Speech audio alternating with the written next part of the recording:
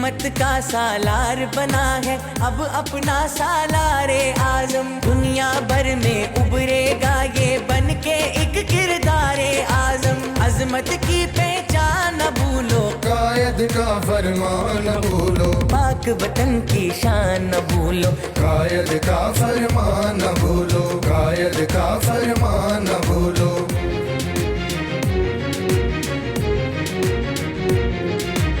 अब है हमें कश्मीर छुड़ाना, अर्ज़ फलस्ती को है बचाना। दीने हक को गालिब करके पूरी दुनिया पर है छाना। मिल्लत के अरमान न भूलो, कायद का फरमान न भूलो, पाक वतन की शान न भूलो, कायद का फरमान न भूलो, कायद का फरमान न भूलो।